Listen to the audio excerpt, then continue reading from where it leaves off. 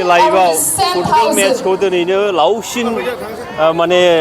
नायनाय मोननायनि मोनसे सुजुग एबा खाबुखौ मोननो हाबाय जोबोद नारानाथा माने मैखोम नाजानाय गिबि माने थिखानाय समाव मोननैबो माने दोलोआ गरनै गरनैयाव द्र खालामनानै गेलेदों आरोबाव 15 मिनिटखौ बारायनानै 30 मिनिट आरोबाव द्र गेलेबावदों बिनि उनाव टाइ ब्रेकारनि गेजेरजों दिनैहाय लाइ अट'नमास डिस्ट्रिक्ट काउन्सिला बिथांमोना देरहासार जानो हाबाय आरो आं मोनसे खोथाखौसो सानदों जे जोंनि जायफोर थागिबि हारिफोर जायफोर दिनै जुदि सुजुग मोनोबा एक्सप'जार मोनोबा दिनै जोंनि थागिबि सुबुंफोरनिफ्राय गाबोन हयथ' जोङो नेसनेल टीमाव गेलेनानै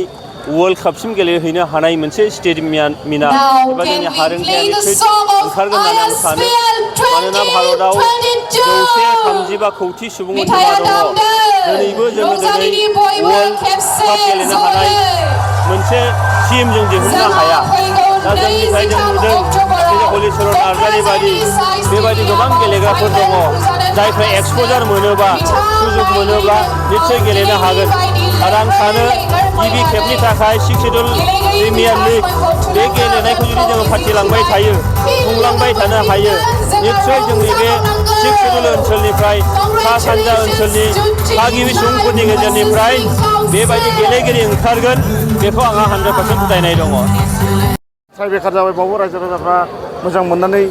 सिखारा बेबायदि खेलाखौ नुनो बिराद गोब्राब थारमाने दिनैनो फाइनाल बादि बुंनानै लाजायो खेलखौ दिनै मिज' अट'नमास डिस्ट्रिक्ट लाइ काउन्सिल आरो डिमासावनि गेजेराव जादोंमोन नाथाय दुर्भाग्यजनक डिमासावा सिगां गल सोग्रोदोंमोन नाथाय सुखुनायनो आरो सेकेन्ड टाइम लाइया सोबाय उनाव मोननै सोलायनानै द्र' जाबाय आं दिनैनि बे खेलाखौ नुनानै जोबोद गोजोननाय मोन्दों आरो फार्स्ट टाइम बे बिटिआरनि आइएसएलआ साक्सेस होननानै माने 100% साक्सेस होननानै आं बेखौ बुंगोन मानो होननानै बुङोब्ला बेबादि खेलाखौ बयबो लैहोर लैहोर नायफेरामोन दिनैहाय खिन्थु इसिबां रायजो राजाफोरनो जोङो कमिटि जानानै जायगा होनो हायाखैब्ला बिथांमोनहा गसंनानै नायदों बेनि थाखाय आङो रायजो राजा बिथांमोनखौ गोसो गोरबो सिंनिफ्राय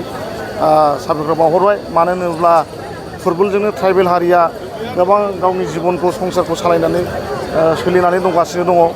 गोबां गिदिर गिदिर प्लेयार नर्थ इस्टआव ओंखारबाय ट्राइबेलफोरनि गेजेराव हयथ' नोंथांमोनखौ बयबो मिथिखागौ दा आसा खालामदों फैगौ 23 अक्ट'खालि फाइनाल मेच जागोन लाइ अट'नमास काउन्सिल आरो बिटिआरनि गेजेराव जालायगोन दा बे खेलायाव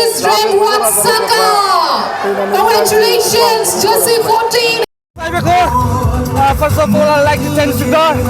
God has blessed us. Before we came here, we only have 8 days to practice. But in God we trust, and God has answered our prayer. So we won this match because of God only. Thank you.